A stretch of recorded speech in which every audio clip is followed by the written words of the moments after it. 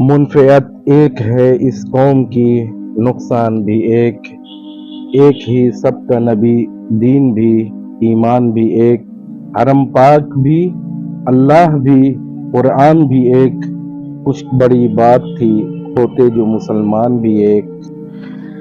सामईन इकराम, अस्सलाम वालेकुम रहमतुल्लाहि व बरकातुहू। मैं पहली किस्त सीरतुन नबी की पेश करने जा रहा हूँ। अल्लाह से दुआ है कि इसे कबूल फरमाए और इसे पूरा करने की तौफीक अता फरमाए।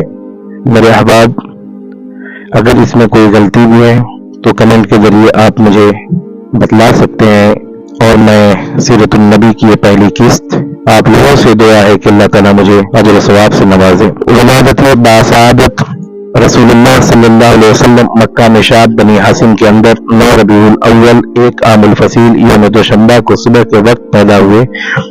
इस वक्त नौशीरवा के तख्त मसीह का 40वां साल था और 20 या 22 अप्रैल 571 ईस्वी की तारीख थी। अल्लामा मोहम्मद सलेमान साहब, सलमान मंसूरपुरी रहमतुल्लाह अलैह और मोहम्मद पाशा फल्की की तहकीक यही है। इब्न साद की रवायत है कि रसूलुल्लाह सल्लल्लाहु अलैहि वसल्लम की वालिदा ने फरमाया, जब आपकी वलादत हुई तो मेरे जिस्म से एक नूर निकला जिससे मुल्क शाम के महल रोशन हो गए। इमाम अहमद ने हजरत अरबाज बिन सारिया से भी तकरीबन इसी मजमून की एक रवायत नकल फरमाई है। बाद रवायतों में बताया गया है कि वलादत के वक्त बाद औकात नबूवत के पेश खेमे के तौर पर ज़ुहूर पजीर हुए, यानी ईवान कसरा के 14 कंगूरे गिर गए, मजूस का आतिशकुदा ठंडा हो गया और बहरा सादा खुश्क हो गया और इसके गिरजे मुनहदिम हो गए। ये बहकी की रवायत है, लेकिन मोहम्मद गजाली ने इसको दुरुस्त तस्लीम नहीं किया। वलादत के बाद आपके वालिद ने अब्दुल मुत्तलिब के पास पोते की खुशखबरी भिजवाई।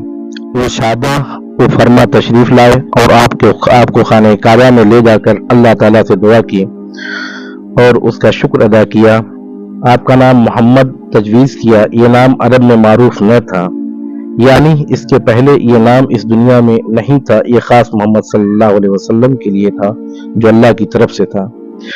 फिर अरब दस्तूर के मुताबिक 7वें दिन खतना किया। आपको आपकी वालिदा के बाद सबसे पहले अबू लहब की लौंडी सुबिया ने दूध पिलाया। इस वक्त उनकी गोद में जो बच्चा था उनका नाम मसरूह था। सुबिया ने आपसे पहले हजरत हमजा बिन अब्दुल मुत्तलिब और इनके बाद अबू सलमा बिन अब्दुल असद मखजूमी को भी दूध पिलाया था।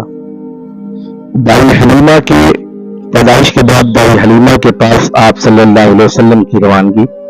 बनी साद में अरब के शहरी बाशिंदों का दस्तूर था कि अपने बच्चों को शहरी अमराज से दूर रखने के लिए दूध पिलाने वाली बद्दू औरतों के हवाले कर दिया करते थे ताकि इनके जिस्म ताकतवर, आसाब मजबूत हों और अपने गहवारा ही से खालिस ठोस अरबी जबान सीख लें।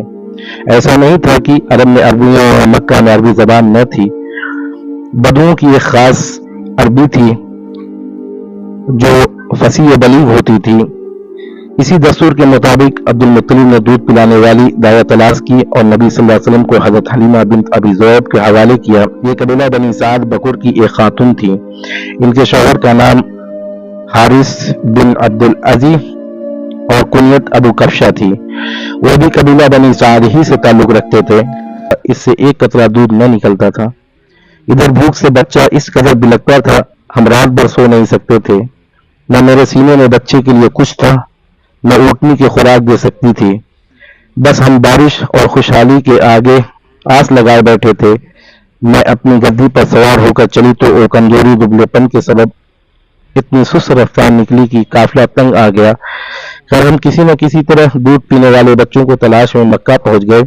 फिर हम में से कोई औरत ऐसी नहीं थी जिस पर रसूलुल्लाह सल्लल्लाहु अलैहि वसल्लम को पेश न किया गया हो, मगर जब उसे बताया जाता कि आप सल्लल्लाहु अलैहि वसल्लम यतीम हैं तो आप सल्लल्लाहु अलैहि वसल्लम को लेने से इनकार कर देती, क्योंकि हम बच्चे के वालिद से दादो तहशीन की उम्मीद रखते थे। हम कहते हैं यह तो यतीम है, भला इसकी बेवा माँ इसके दादा क्या दे सकते हैं। बस यही वजह थी कि हम आपको लेना नहीं चाहते थे।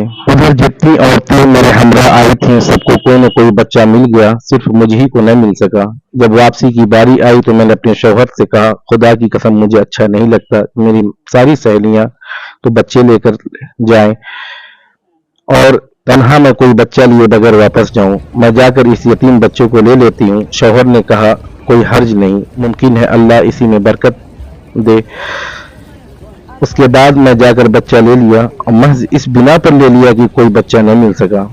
حضرت حلیمہ رضی اللہ تعالیٰ عنہ کہتی ہیں کہ جب میں بچے کو لے کر اپنے ڈیرے سے واپس آئی اور اسے اپنی آغوش میں رکھا تو اس نے جس قدر چاہا دونوں سینوں سے دودھ کے ساتھ اس پر امٹ پڑے اور اس نے شکم شیر ہو کر پیا، اس کے ساتھ اس کے بھائی نے بھی شکم شیر ہو کر پیا، پھر دونوں سو گئے۔ حالانکہ اس سے پہلے ہم اپنے بچے کے ساتھ سو نہیں سکتے تھے۔ ادھر میرے شوہر اونٹنی دوہنے گئے تو دیکھا کہ اس کے تھن دودھ سے لبریز ہیں۔ انہوں نے اتنا دودھ دوہا کہ ہم دونوں نے نہایت آسودہ ہو کر پیا اور بڑے آرام سے رات گزاری۔ ان کا بیان ہے کہ صبح ہوئی تو میرے شوہر نے کہا، حلیمہ خدا کی قسم تم نے ایک بابرکت روح حاصل کی ہے۔ میں نے کہا مجھے بھی یہی توقع ہے۔ حلیمہ رضی اللہ تعالیٰ عنہ کہتی ہیں کہ اس کے بعد ہمارا قافلہ روانہ ہوا۔ میں اپنی اسی خستہ حال گدی پر سوار ہوئی، اس بچے کو بھی اپنے ساتھ لیا، لیکن اب وہی گدی خدا کی قسم پورے قافلے کو کاٹ کر اس طرح آگے نکل گئی کہ کوئی گدھا اس کا ساتھ نہ پکڑ سکا۔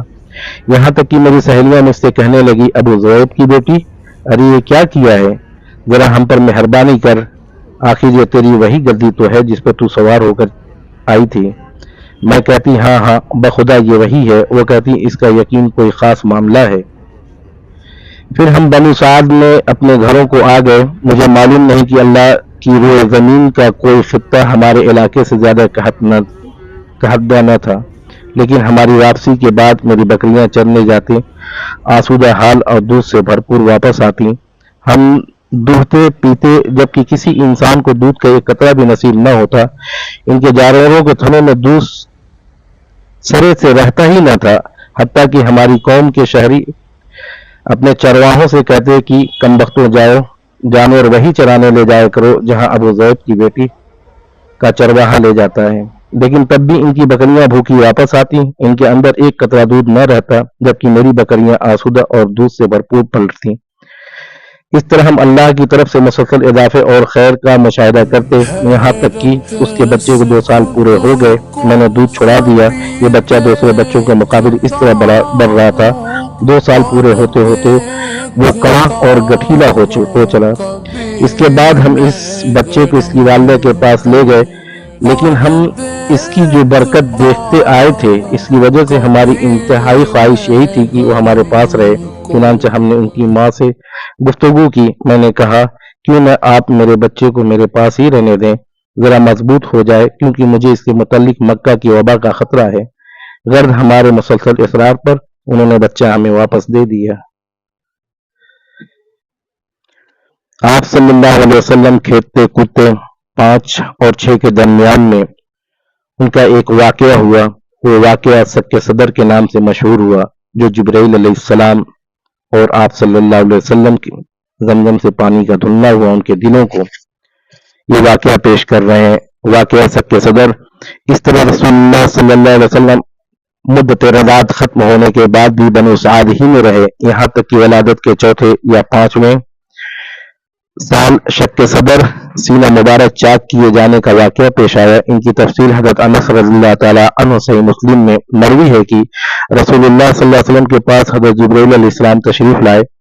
آپ بچوں کے ساتھ کھیل رہے تھے، حضرت جبرائیل نے ان کو پکڑ کر پٹکا، سینے چاک کر کے دل نکالا، پھر دل سے ایک لوتھڑا نکال کر فرمایا یہ تم سے شیطان کا حصہ ہے، پھر دل کو ایک تشت میں زمزم کے پانی سے دھویا، پھر اسے جوڑ کر اس کی جگہ لوٹا دیا۔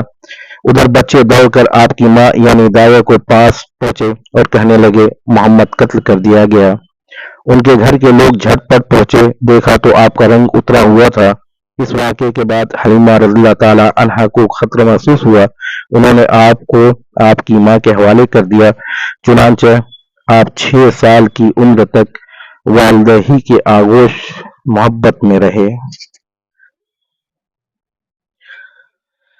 پہلی قسط ختم ہوئی۔ آپ لوگ اپنے قرابت دار اور رشتہ داروں کا اور گرد و نواح کا خیال رکھیے۔ اللہ حافظ۔